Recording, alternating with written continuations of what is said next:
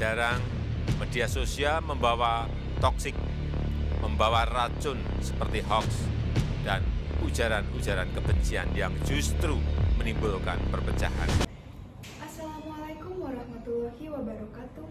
Shalom, Om Swastiastu, Namo Buddhaya, dan salam kebajikan. Salam hormat Dewan Juri yang arif dan bijaksana, serta para segenap sivitas akademika dan pengamat hukum yang kami hormati. Pertama-tama, izinkanlah kami untuk memperkenalkan diri terlebih dahulu.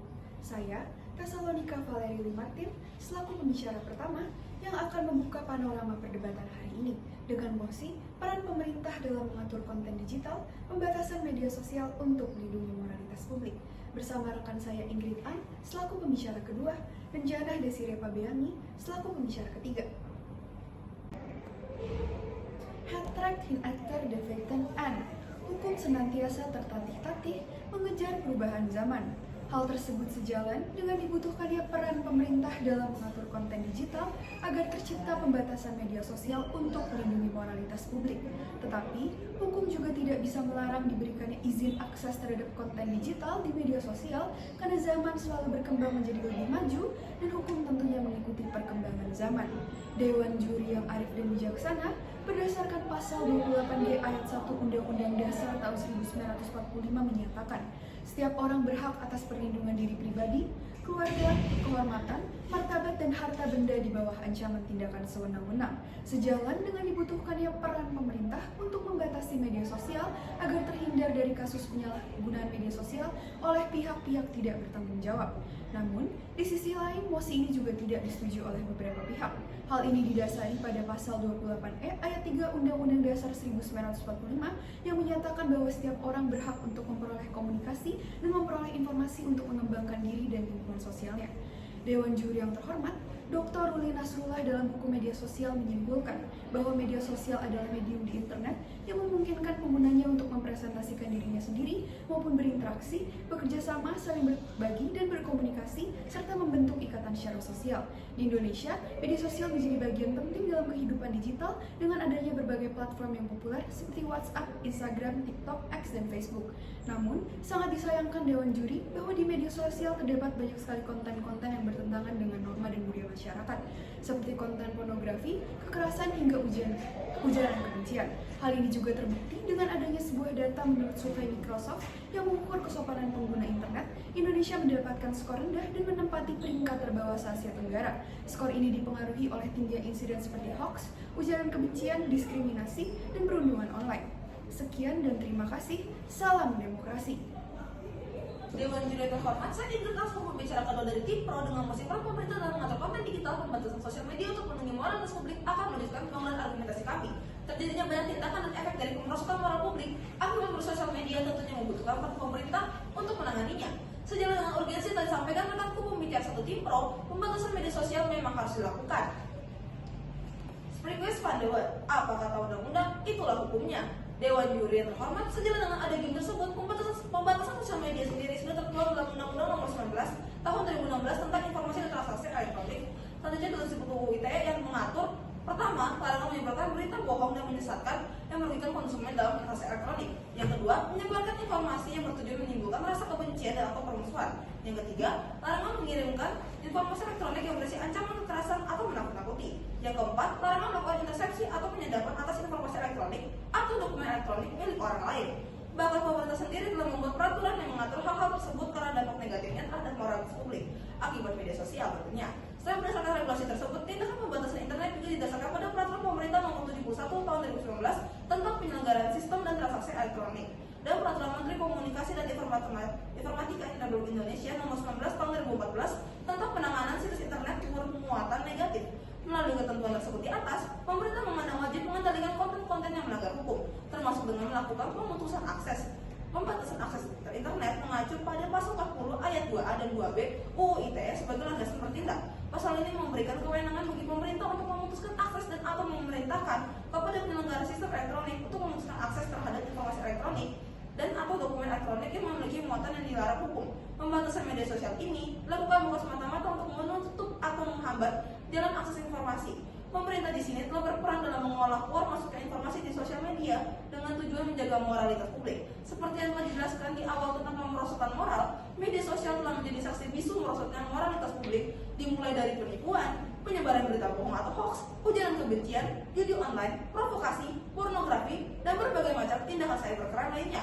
Media sosial sendiri secara tidak langsung turut menerapkan pembatasan. Pembatasan paling sederhana adalah pembatasan umur, di mana dalam kategori umur tertentu, biasanya anak-anak tidak dapat mengakses konten-konten digital yang mengandung unsur kekerasan dan vulgar.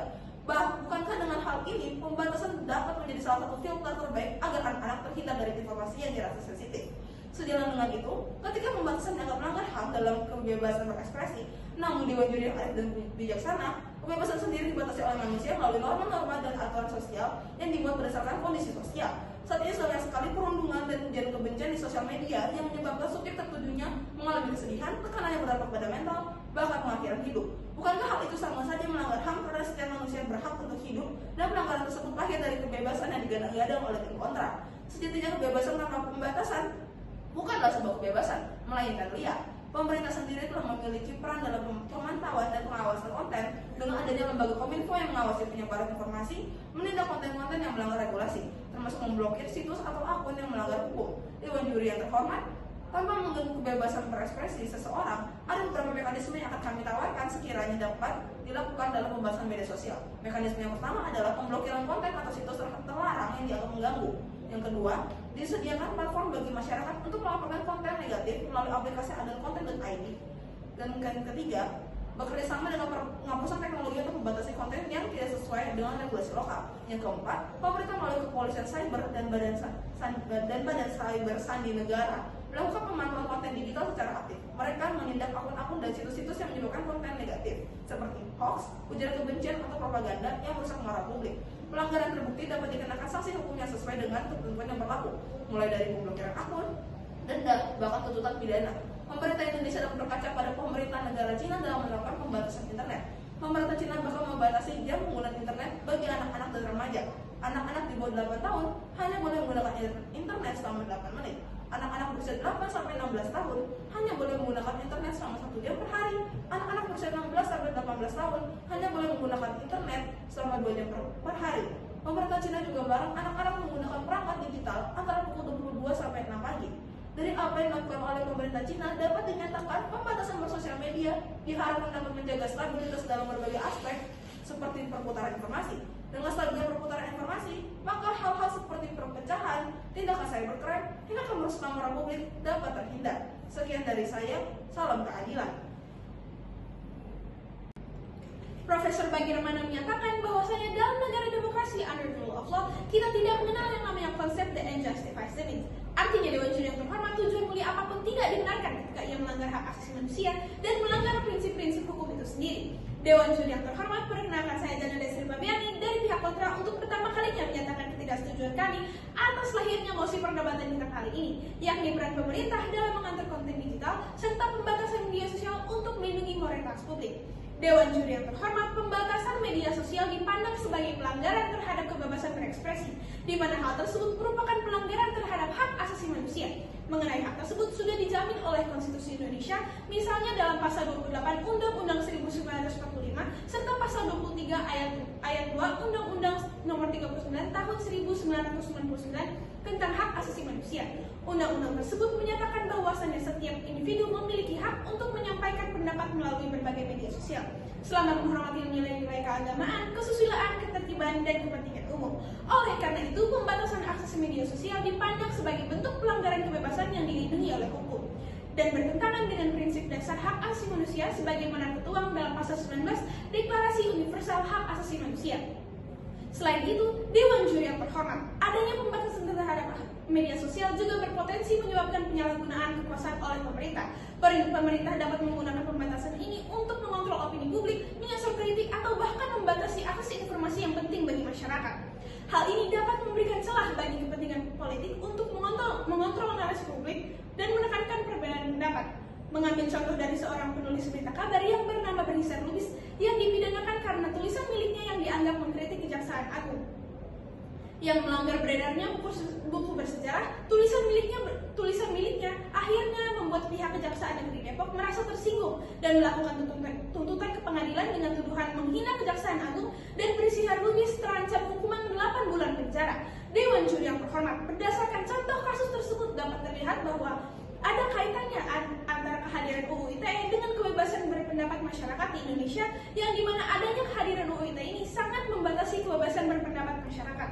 Hal ini juga dapat menyebabkan banyak masyarakat Indonesia yang sangat berhati-hati dalam memberikan pendapatnya atau opininya, terutama kepada pihak pemerintah, karena mereka takut akan dipidanakan. Masyarakat pun masih ada yang beranggapan bahwa pasal-pasal yang ada di dalam UU ITE merupakan pasal yang multitafsir, sehingga mengakibatkan masyarakat memiliki ketakutan untuk berpendapat di depan umum, terutama di media sosial. Dewan Juri yang terhormat, apabila dikaitkan dengan pemikiran John Rawls terkait keadilan, maka UU ITE ini sejatinya tidak dapat dikatakan memenuhi prasyarat atas keadilan tersebut. Keadilan menurut John Rawls terdiri dari 2 konsep, yakni original position dan veil of ignorance. Dalam penyusunannya, pemerintah seakan tutup mata akan pentingnya keamanan kedudukan dan juga gagal untuk menempatkan diri mereka dalam turun ketidaktahuan, sehingga menciptakan sebuah kebijakan yang syarat akan kepentingan privat atas keputusan yang bersifat publik. Dewan Juri yang terhormat, berkaca dengan negara Amerika Serikat yang cenderung tidak melakukan pembatasan besar terhadap akses internet, negara ini fokus pada regulasi privasi. Di negara Amerika Serikat, pembatasan media sosial relatif lebih longgar dibandingkan negara lain, termasuk negara Indonesia. Amerika Serikat cenderung memprioritaskan kebebasan berekspresi yang dilindungi oleh konstitusi, sehingga intervensi pemerintah terhadap platform media sosial lebih terbatas. Sebaliknya, di negara Indonesia, pemerintah menerapkan peraturan ketat terhadap konten media sosial untuk mengontrol misinformasi, ujar kebencian, dan konten negatif, seperti yang ada di dalam UU ITE. Indonesia lebih aktif mengawasi konten dengan alasan keamanan nasional dan moral publik, sementara Amerika Serikat lebih longgar, lebih berhati-hati agar peraturan bebas berekspresi tetap ada. Selain itu, pengaturan berlebihan dapat menghambat inovasi dan merugikan pertumbuhan ekonomi digital yang sangat penting bagi masyarakat yang sedang menuju 5.0 dan target negara maju pada tahun 2045. Dalam konteks ini, Indonesia tengah berupaya memanfaatkan teknologi yang berpusat pada manusia, seperti kecerdasan buatan ataupun AI, untuk mendorongkan pertumbuhan ekonomi yang inklusif dan berkelanjutan.